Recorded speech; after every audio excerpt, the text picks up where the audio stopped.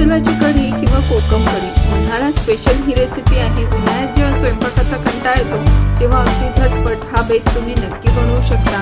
खूप मस्त होते ही कढी, चवीला तर अप्रतिम असतेच, पण या आमसुलामुळे किंवा कोकममुळे शरीरातील उष्णता नियंत्रित राहते, कमी होते आणि शरीराची जी होणारी जळजळ असते, दाह असतो तो देखील कमी होतो आणि सगळ्यात महत्त्वाचं म्हणजे ही खूप पाचक असते, त्यामुळे पिऊही शकतो आणि खाऊही शकतो। रेसिपी नेहमीप्रमाणेच खूप सोपी आणि सुटसुटीत पद्धतीने दाखवली आहे। व्हिडिओ शेवटपर्यंत नक्की बघा। चॅनलवर नवीन असाल तर लगेच सबस्क्राइब करा। तर ही कढी बनवण्यासाठी इथे मी 2 चमचे बेसन पीठ घेतलं आहे, 5 ते 6 हिरव्या मिरच्या घेतल्या आहे, 7-8 लसूण पाकळ्या आणि 1 इंच आल्याचा तुकडा घेतलेला आहे। हे सर्व आपण खलबत्त्यात बारीक करून घेऊ आणि इथे 6-7 आमसूल किंवा कोकम घेतले आहे, ड्राय आहे आणि हे भिजत घातले होते अर्धा तासापूर्वी। तुम्ही 15 ते 20 मिनिट देखील हे भिजवू शकता। तर हे आमसूल जे आहे ते ड्राय ही मिळतं आणि ओलं देखील मिळतं। तुम्हाला ओलं मिळालं ते डायरेक्ट वापरलं तरी देखील चालेल।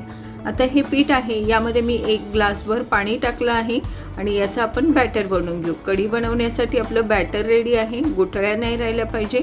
आणि हिरवी मिरची, आलं आणि लसणाचा मस्त खलबत्त्यामध्ये ठेचा बनवून घ्यायचा आहे। जाडसर असा ठेचा बनवायचा, खूप छान टेस्ट लागते।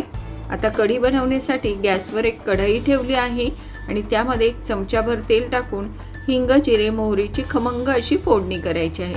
चमचाभर जिरं, चमचाभर मोहरी आणि हिंग टाकायचा। हिंग, जिरे, मोहरी छान तडतडली की यामध्ये आता जो ठेचा आपण बनवलेला आहे आलं, लसूण आणि हिरवी मिरचीचा तो टाकून घ्यायचा आणि मस्त लो फ्लेमवरती छान परतवून घ्यायचा आहे।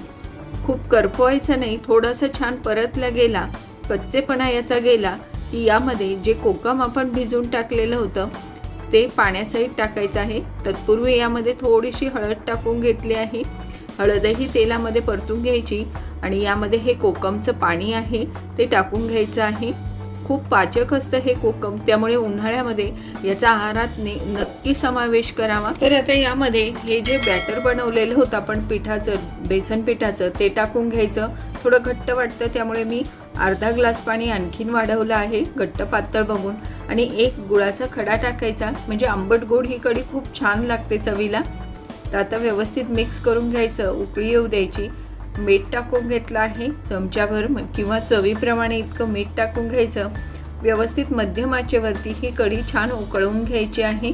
आमसूल देखील यामध्ये आणखीन फ्लेवर येईल याचा उकळल्यानंतर आणि पीठ देखील शिजायला हवं, त्यासाठी 2 ते 3 मिनिट ही कढी छान उकळवून घ्यायची आहे। तुम्ही बघू शकता अगदी ताकाच्या कढीसारखी ही कढी आपल्याला दिसत आहे, पण चवीला ही खूप अप्रतिम लागते। चवीला याची चव वेगळी लागते थोडी, पण खूप टेस्टी बनते ही। आपण जो ठेचा वापरला आहे त्यामुळे याची चव खूप छान लागते। बरीच जण यामध्ये खोबरं देखील घालता, पण ही कढी अशी देखील खूप छान लागते।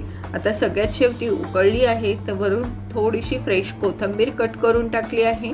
अगदी मस्त परफेक्ट झाली आहे, खूप दाटसरही नाही आणि खूप पातळही नाही।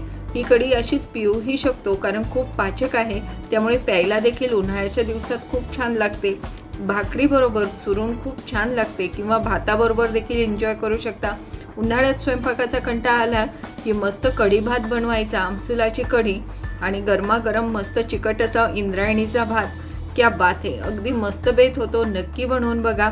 व्हिडिओ आवडल्यास व्हिडिओला लाईक करायला विसरू नका, जास्तीत जास्त शेअर करा, कमेंट करून नक्की सांगा आणि अशाच मस्त रेसिपी सोप्या पद्धतीने बघण्यासाठी चॅनलवर नवीन असाल तर लगेच जाऊन चॅनलला सबस्क्राइब करा। तर पुन्हा भेटूया, तोपर्यंत बाय बाय।